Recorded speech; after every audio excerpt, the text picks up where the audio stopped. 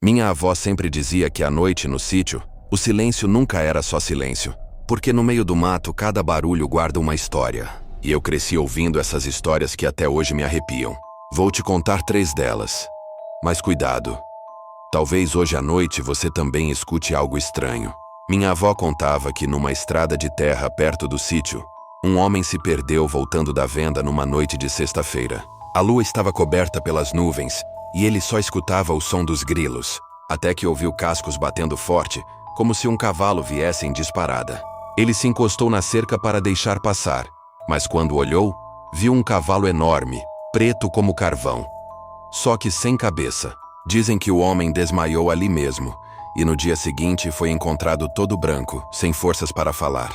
Minha avó jurava que esse cavalo sem cabeça aparecia para avisar que alguém da região ia morrer em poucos dias. E não era só essa história.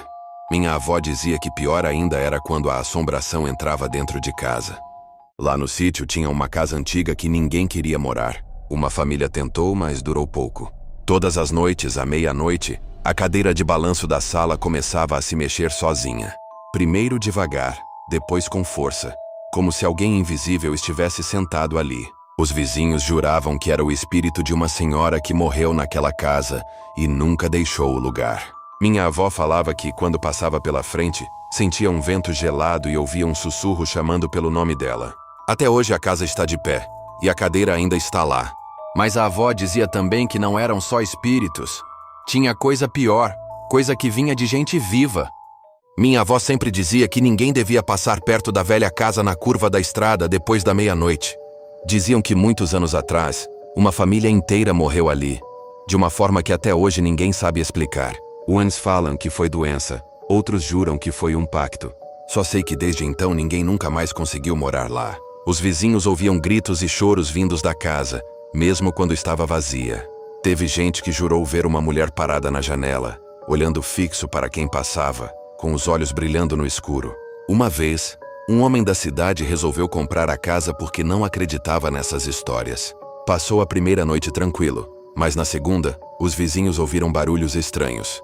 Ele foi encontrado na estrada, andando sem rumo, com o olhar perdido, repetindo sem parar: "Ela não deixa sair. Ela não deixa sair." A casa continua lá caída, esquecida pelo tempo. Mas até hoje, quem passa pela curva da estrada garante que sente o frio da presença de algo que nunca foi embora.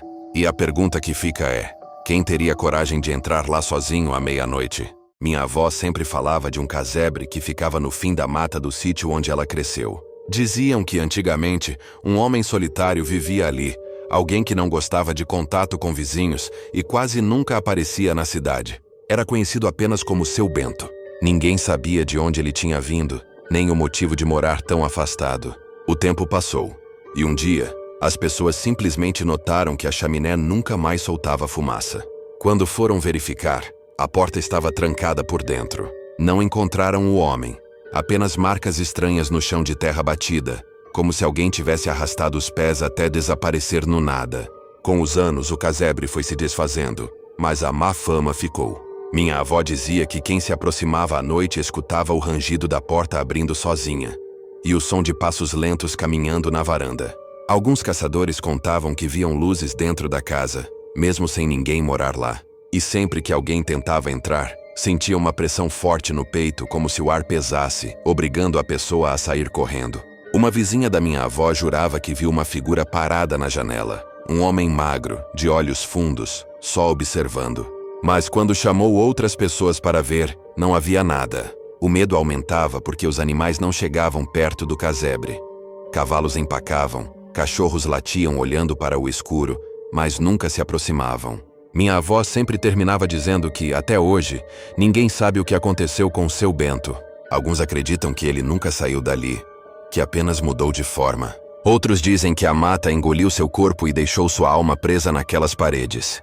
Mas todos concordam numa coisa: quem entra no casebre do fim da mata nunca volta igual. Minha avó sempre dizia que existia uma casa mal-assombrada numa curva de estrada de terra, perto de onde ela morava quando jovem. Era uma casinha simples, de madeira, mas ninguém tinha coragem de viver ali.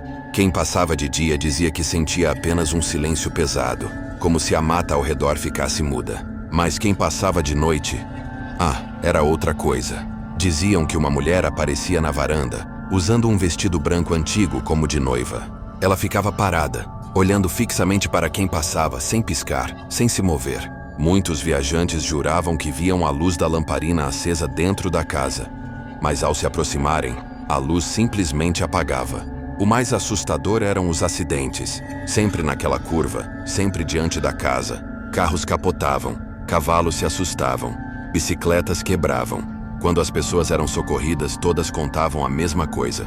Antes do acidente, viram a tal mulher atravessar a estrada, e ela desaparecia logo em seguida. Reza a lenda que ali viveu uma noiva abandonada no altar, que se trancou na casa e nunca mais saiu. Dizem que ela morreu esperando o noivo, e sua alma ficou presa na estrada, tentando avisar ou atrapalhar os viajantes que cruzam o caminho. Minha avó sempre dizia: se você ver a luz daquela casa, não olhe duas vezes. Siga em frente, ou ela vai querer te acompanhar.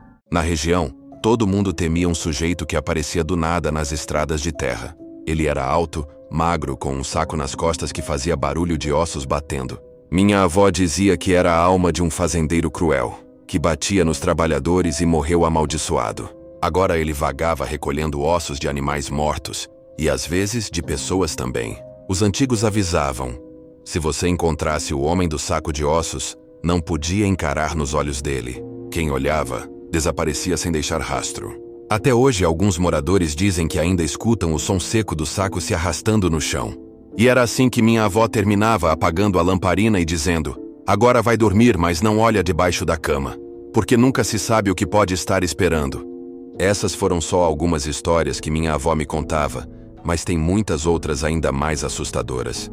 Se você gosta desse tipo de relato, se inscreva no canal Fanáticos por Terror, porque aqui toda noite sempre tem uma nova história para arrepiar.